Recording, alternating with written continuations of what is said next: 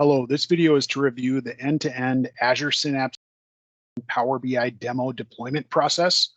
This is a demo using real CMS Medicare Part D data, and we'll walk you through the straightforward process to go ahead and deploy that end-to-end demo that will include everything from Azure Data Factory to Azure Data Lake to Azure Synapse Analytics.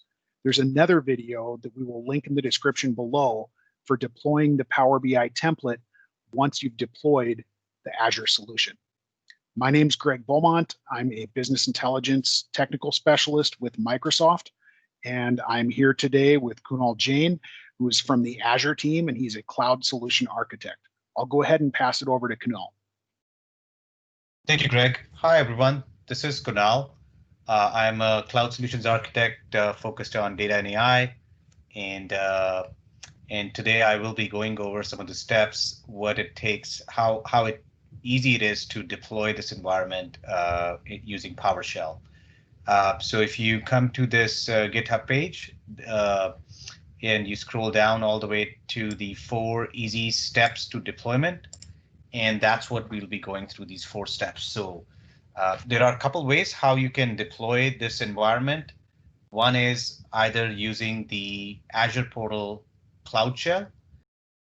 Okay, so if you come to the Azure portal, on the top navigation bar, you would see the Cloud Shell. You click on this. At the bottom, it will spin up the environment, and you have to make sure you pick the PowerShell as the prompt. And once you have that, you can come back and follow the rest of the steps, step number 2 onwards. But what I am going to show you all is how easy it is to even do the same steps using PowerShell from your local machine. And if you do opt to do this option, you simply come in here, you click this link. It takes you to a few prerequisite steps. The first one is, of course, you need the PowerShell on your machine. There is a link here if you're interested in downloading or reviewing it. So it can be done from here. And once you download the PowerShell, make sure you have the right version. So we will quickly validate in my environment here. As you can see here, I run this command and I have 7.1. The next step then is to make sure you have a couple of modules required for this script to run. One is, of course, the Azure. It will allow you to connect to Azure, your Azure environment, where you will be creating those resources and doing all the different processing. You also need the SQL Server module, which is required to run some of the scripts that are part of this whole package, where you will be running, the DDL scripts to create tables, so you can do it easily from the command shell. So we will install these 2 modules. You can follow quickly, just copy paste these in the PowerShell, and it will be downloaded for you.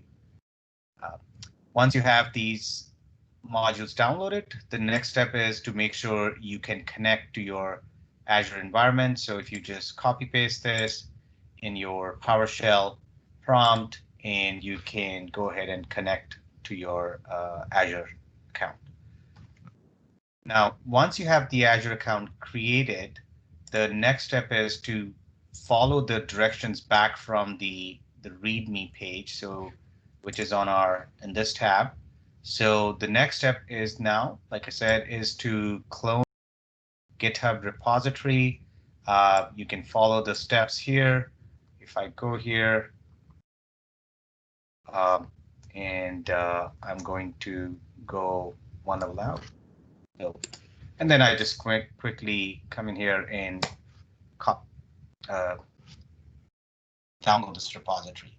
Once it's downloaded, I will go ahead in that new directory that I just created, and you can see these are the files which are downloaded, and all I will be doing is just running this deploy synapse storage adf.ps1 file. Once I do this, I have 2 ways of deploying. One is if someone has already created some of the resources ahead of time and they would like to use those, we do have that option. In that case, you would be picking option number 2. The first is for either, basically picking either the resource group that you have or storage or Synapse instance. But what I'm going to show is, let's say if I'm starting from scratch, so I'm going to pick option number 1. And in this case, I will go ahead and actually create the resource group and all the resources inside that resource group from scratch. So all I will be giving is just creating, providing a name to my resource group.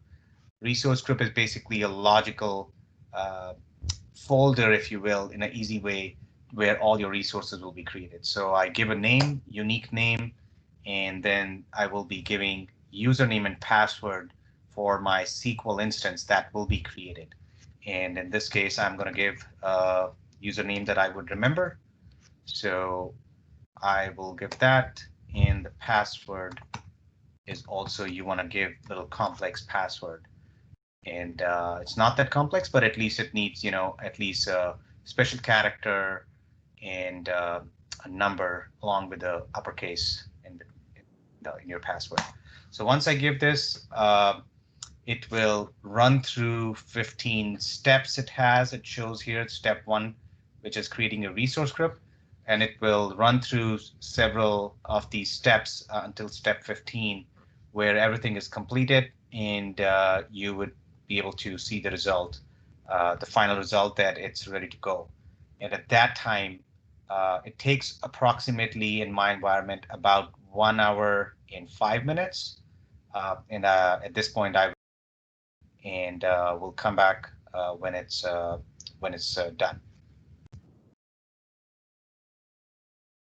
Okay, so we are back, and as you can see that the script is all completed. The environment is all ready, and we have also scaled down the Synapse instance up to the lowest minimum, so you don't have the charges going on. And with that, we'll wrap up the demo environment. You can go ahead, once the environment is set up, you can also go ahead in your Synapse environment, in your Azure portal, and once you go to the resources, you will see these 4 resources created, where you have the data sitting in there, you have the SQL Server, which is required for the Synapse, and you have the SQL Synapse pool, where all your tables and your data is created inside them. And of course, we use the Azure Data Factory to run all those pipelines where all these processing happens. Okay, so now that we can see all these resources created in the resource group, and we have the storage where all your data exists, all your data files, you have your SQL Server, a logical server, which is required for the Synapse SQL pool to be created. So that's there. You have the SQL pool where you have all your tables and your data sitting in there. One quick thing, one tidbit I do want to share is that once you have the environment set up, there are times where your IP address is not picked up, or maybe you do have a VPN running and you do not, and you're not able to connect.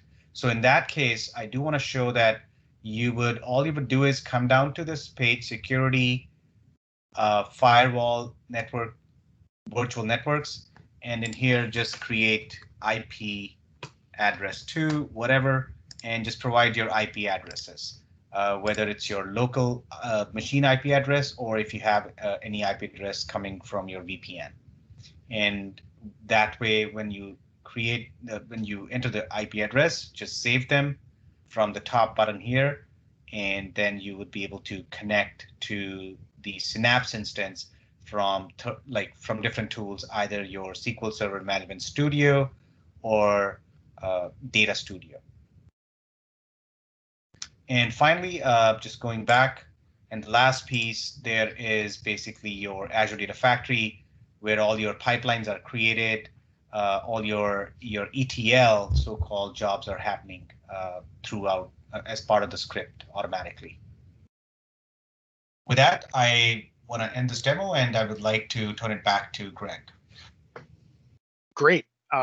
So just to summarize there, that walked through the entire process to deploy this solution. And once you get to this point and you've added your IP address or IP address range, you can then add the Power BI template on top of that Synapse instance with some pre-built reports. And we're including a link to that instructional video in the description of this video. It'll also be available on the GitHub site and on some different articles that we're putting out there for people to review. So in closing, if you could provide any feedback to myself and Kunal about this solution, as far as anything that you ran into while deploying it, what your general impressions are of it, how you might be planning to use it. Also, if there's similar solutions that you'd like to see in the future, maybe there's other data sets out there that would be very helpful to have in this type of framework. Please let us know, and please feel free to reach out. We very much appreciate your feedback and your advice, and just some general ideas about how this might be useful. Thank you.